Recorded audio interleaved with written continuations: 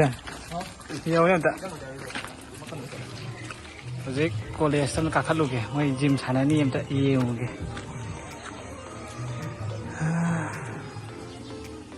ꯅꯨꯃꯤꯗꯥꯡ ꯋꯥꯏꯔꯝ ꯃꯣꯏꯁꯜꯂꯛꯑꯦ ꯀꯥꯎꯈꯤꯒꯦ ꯃꯣꯏꯒ ꯃꯣꯏꯍꯨꯝꯒ ꯃꯣꯏ ꯑꯅꯤꯒ ꯍꯧꯖꯤꯛ ꯀꯥꯎꯈꯤꯒꯦ ꯀꯣꯂꯦꯖꯇ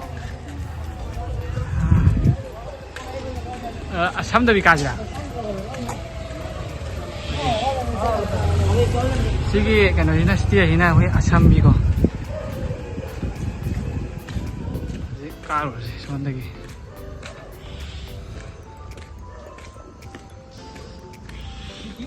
ꯑꯩꯈꯣꯏ ꯍꯧꯖꯤꯛ ꯃꯈꯥꯁꯤ ꯐꯝꯐꯝ ꯂꯩꯕꯅꯤꯀꯣ ꯀꯥꯔꯨꯔꯁꯤ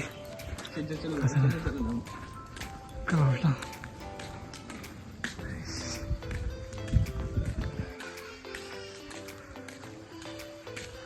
ꯅꯨꯃꯤꯗꯥꯡ ꯇꯥꯁꯜꯂꯛꯑꯦ ꯍꯧꯖꯤꯛ ꯄꯨꯡ 6 ꯇꯥꯔꯦ ꯃꯝ ꯆꯠꯂꯛꯑꯦ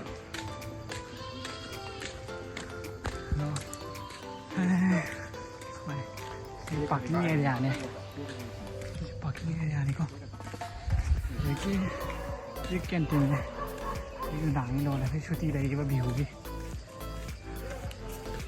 भी छुट्टी रहेगी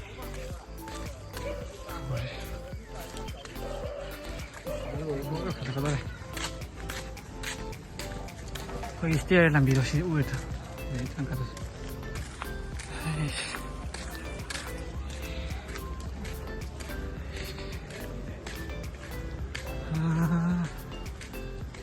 시라이나 거기 C블록 그래서 E블록 시라이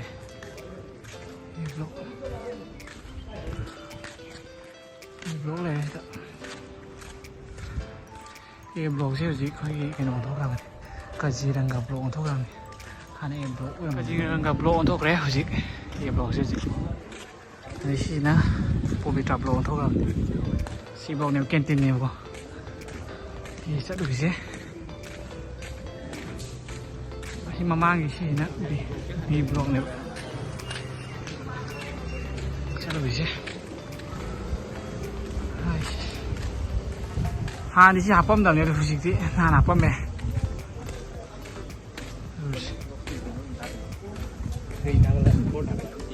nó canteen này của đây kì hostel kamu kì Yo không có đây mình đã bắt đầu gì hostel này xin pi hostel này Yo đi ăn đây này với cái chinh mà nặng bao nhiêu còn đây chỉ là mang năm đầy xin pi cái hostel này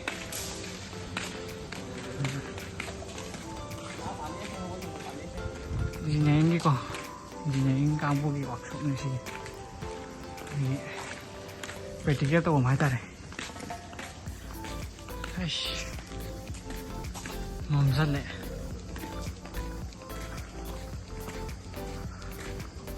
yo ni phải làm đèn mé yo phải làm đèn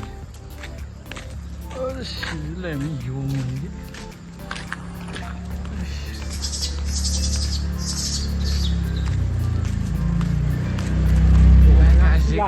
Zeb blok yang salah. Ini building sini nak kena boys hostel. Boys hostel. Asal, awak tu dia asal.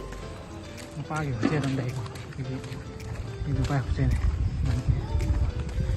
Dari sini nak Zeb blok leh. Memang. Kam tu ni yang.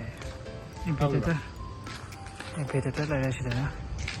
Ini memang nak uji buat kena sini Zeb blok ni. Mungkin masih mungkin ni hana.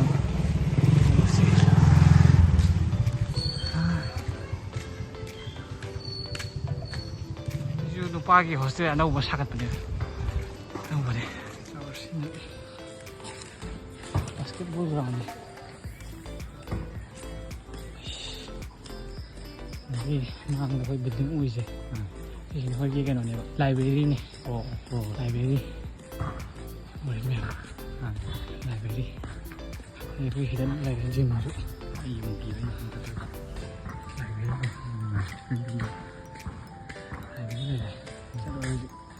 ꯑꯩꯈꯣꯏ gym ꯆꯪꯉꯨꯔꯁꯦ ꯑꯩꯈꯣꯏꯒꯤ ꯀꯣꯂꯦꯖꯀꯤ ꯖꯤꯝꯗ ꯆꯪꯉꯨꯔꯁꯦ ꯑꯩ ꯀꯃꯥꯏꯅ ꯂꯩꯒꯦꯗꯣ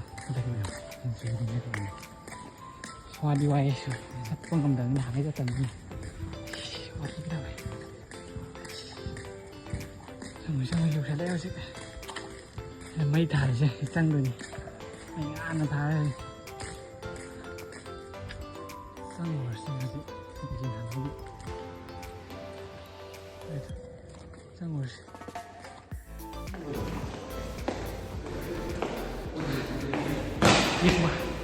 ꯖꯤꯝꯆꯪꯉꯨꯔꯁꯤ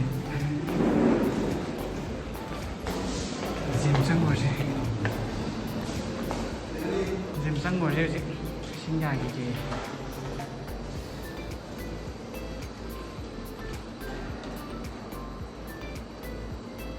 오늘 괜찮네 여기 오늘 괜찮네 이 맛이 신기하게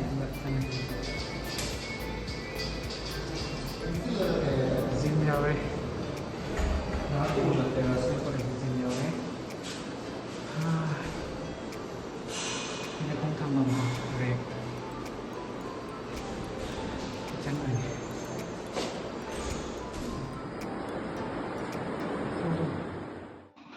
कोई college की team जो रहे college की टीम मने नसी सिमे पुरंदगा श्रीनिवास का साना भी यंग लापने इदी मैं साना चाकू लगे ना मथंग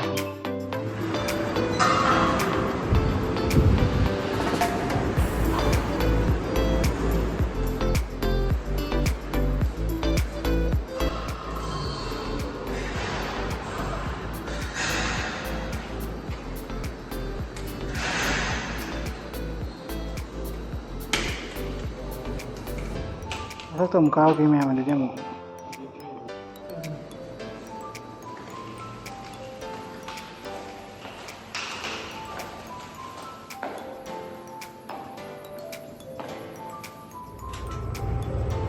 मतलब काओ ये लाइब्रेरी के आम तो अंदर व्यू भी है लगे व्यू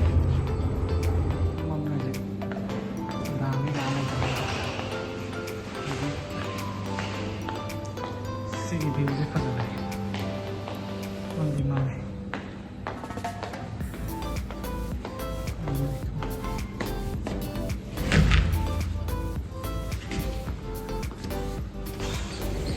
व्यू से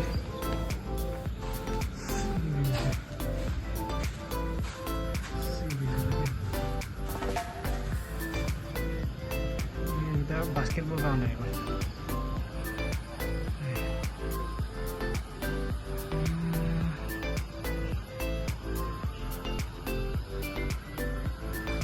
सोना सो गए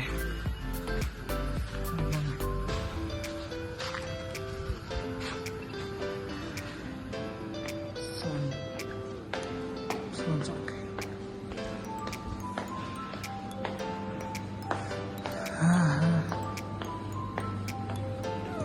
कर्म हांग होंगे सोना पनो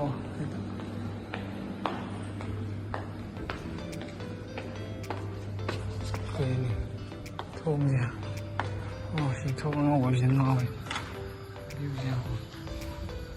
이게 향이 되게 맛있어.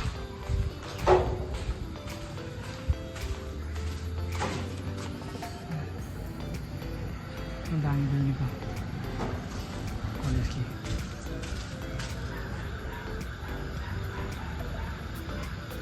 자기 이 블록도 어디 있는 블록도.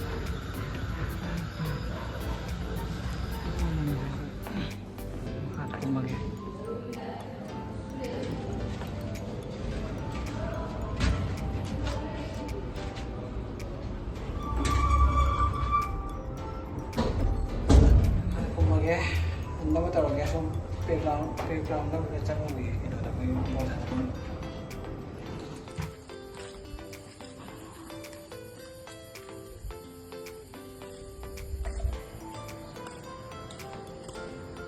Uji hame hame sana kan makan dari jam ni pergi buat sana nanti pilih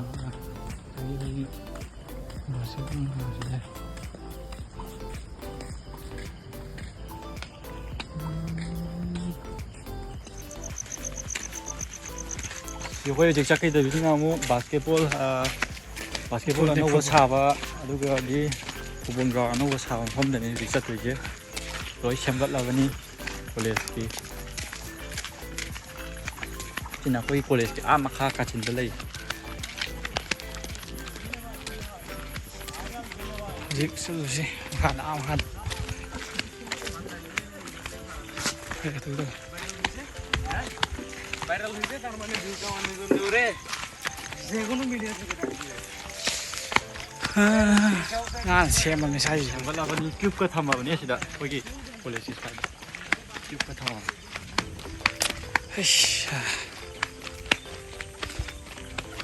ꯃꯌꯥꯝ ꯚ꯭ꯌꯨꯁꯦ ꯍꯥꯏꯐꯦꯠ ꯌꯦꯡꯕꯤꯌꯨ viewse ꯑꯩꯈꯣꯏꯁꯦ ꯄꯥꯛ ꯆꯠꯄ ꯉꯝꯗꯦ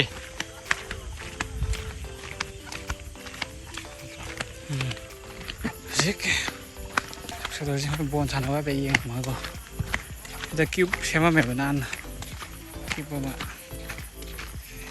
yeng us sida cube sema ji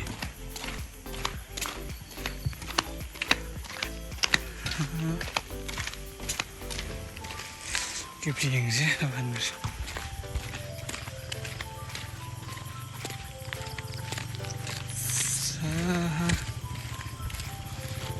si cube se na sema me si cube se ko nâu quá xem một cái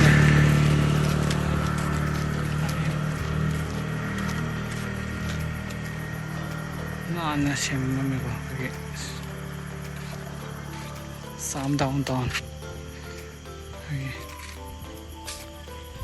ada dia ada bon sana ya iya betul sih bon sana biar apa nih kok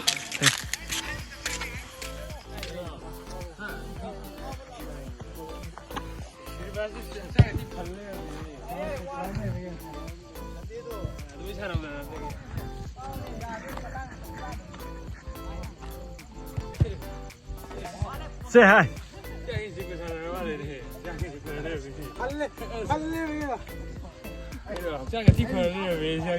또 하이 떨어거든 이 블록네.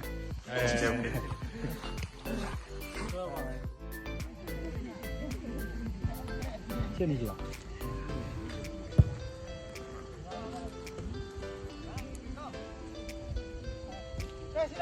sigidi matang saya lagi mayam matang video dong teners